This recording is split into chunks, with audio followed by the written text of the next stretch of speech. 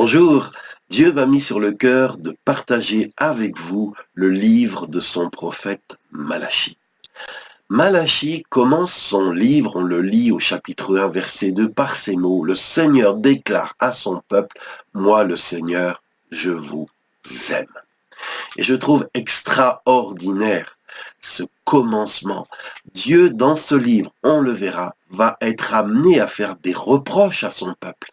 Mais il veut lui rappeler d'emblée que s'il le fait, c'est par amour et dans l'intérêt des personnes de ce peuple.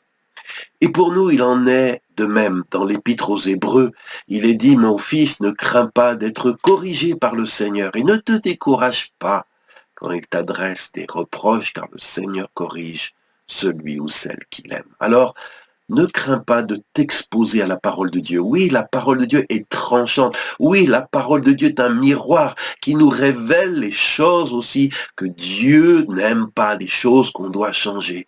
Mais toujours la parole de Dieu nous est envoyée parce que Dieu nous aime. Il t'aime et il veut le meilleur pour toi et pour moi. Et le peuple d'Israël demandait, mais Dieu, on le lit dans Malachie 1, verset 2, Dieu, où est la preuve de ton amour?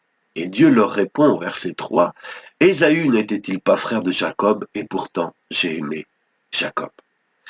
Il rappelle juste que, voilà, il y avait deux frères, Jacob et Ésaü, et quand on regarde la vie de ces deux frères, on s'aperçoit que Dieu a aimé Jacob, que Jacob était vraiment aimé par Dieu, que la bénédiction de Dieu reposait sur Jacob.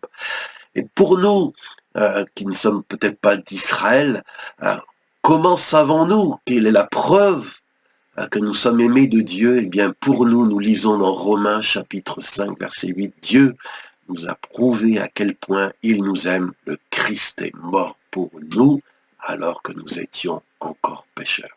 Oui, alors que nous ne nous intéressions pas à Dieu, alors que nous étions éloignés de Dieu, rebelles, menant une vie qui le déshonore, Dieu nous avait déjà aimés et il avait envoyé Jésus, et Jésus par amour pour nous a donné sa vie sur la croix. Donc nous avons l'assurance, quand nous allons écouter ensemble le message de Malachie, que nous nous approchons d'un Dieu qui est saint et d'un Dieu qui nous aime. Malachie a vécu, c'est un livre qui a été écrit à peu près un siècle après le retour d'exil à Babylone.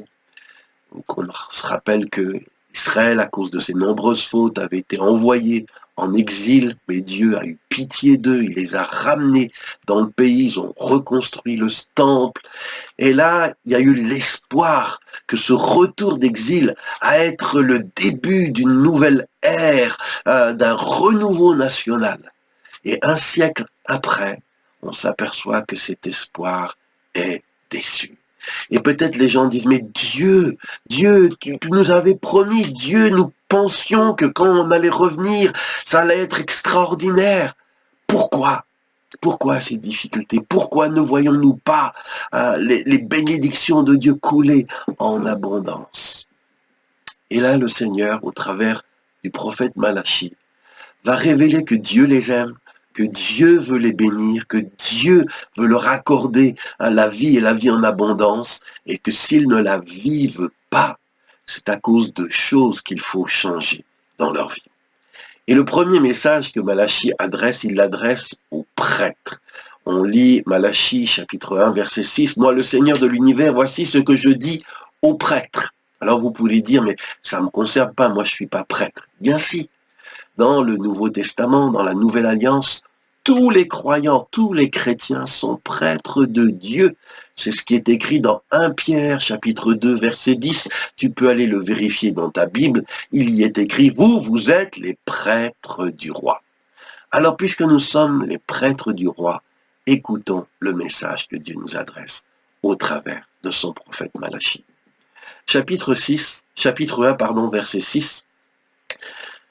Dieu dit aux prêtres, un fils honore son père, un serviteur respecte son maître, et vous m'appelez votre Père, mais est-ce que vous m'honorez? Vous m'appelez votre maître, mais est-ce que vous me respectez? Et il explique, verset 8, quand vous m'offrez, parce que les prêtres avaient un sacerdoce, ils offraient à Dieu des sacrifices, et Dieu dit, quand vous m'offrez un animal aveugle, est-ce que c'est bien? Quand vous m'offrez un animal boiteux ou malade, est-ce que c'est bien?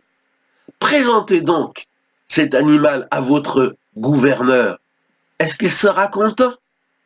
Est-ce qu'il vous recevra avec bonté? Verset 9. Maintenant, dit Dieu, essayez de me prier, moi votre Dieu, pour que j'aie pitié de vous. Est-ce que je vous recevrai avec bonté après ce que vous avez fait? Il continue, versets 13 et 14. Vous m'apportez en effet des animaux volés, boiteux, malades. Eh bien, je vous demande, est-ce que je peux accepter ces offrandes? Quelqu'un a peut-être de beaux animaux dans son troupeau, et s'il fait un vœu, il m'offre un animal en mauvais état. Alors malheur à lui. En effet, moi, le Seigneur de l'univers, je le dis, je suis un grand roi, et les autres peuples ont peur de ma puissance. Les gens d'Israël offraient à leur Dieu des sacrifices minables. Et la leçon numéro 1 que nous pouvons tirer du livre de Malachie, c'est que le respect et l'honneur que nous portons à Dieu va se mesurer par la qualité de ce qu'on lui offre. Voyez-vous, on ne se permettrait pas d'offrir à un maire qui nous convoque à la mairie, à un gouverneur qui nous reçoit, on ne se permettrait pas de lui offrir un animal malade, un animal borgne, un animal boiteux. Ce serait se moquer du gouverneur. Et ce serait la meilleure manière de s'éloigner de ses bonnes grâces. Mais ce qu'on ne fait pas avec le gouverneur, les gens d'Israël le faisaient avec Dieu. Et Dieu se sentait déshonoré. Moi, je suis un grand Dieu et voilà ce que vous m'offrez. Et vous savez, c'est vrai, je l'ai remarqué, je l'ai fait moi-même parfois, qu'on va refourguer, c'est-à-dire on va redonner ce qu'on ne veut pas ou ce que l'on méprise ou ce qui a peu de valeur, on va le refourguer aux causes et aux personnes qu'on ne tient pas en haute estime. Des fois, voilà, j'avais un habit, je voulais pas, voilà, je sais pas trop quoi en faire, je voulais pas le garder, j'ai dit, bah voilà, on va le donner pour cette association, comme ça, voilà. Mais ma femme, des fois, me disait, mais cette association, est-ce que tu les respectes pour donner cette guenille? T'as pas honte de donner ça? C'est vrai que le fait de vouloir leur donner, c'était refourguer quelque chose qui n'avait pas de valeur parce que je n'avais pas assez d'estime pour les gens de cette association, ceux qui seraient bénéficiaires de ce que faisait cette association. Il est connu que dans les quêtes en France, les collectes qui étaient faites lors des messes, on m'a dit, je me rappelle dans mon enfance, on me disait que souvent on trouvait dans le panier, ce qu'on trouvait dans le panier, c'était les plus petites pièces de monnaie qui existent sur le marché. Ces petites pièces qu'on n'oserait même pas donner à un mendiant.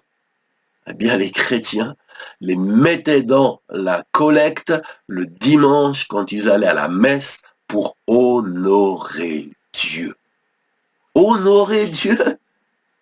C'est pas, non, non. Quand on fait ça, on l'honore pas. On le déshonore. Et quand on agit ainsi, il ne faut pas être étonné ensuite de ne pas être accueilli avec enthousiasme quand on demande audience à Dieu. Parfois les gens disent, mais pourquoi Dieu, tu m'entends pas? Et Dieu dit, t'as vu comment tu me traites? Je suis comme un moins que rien.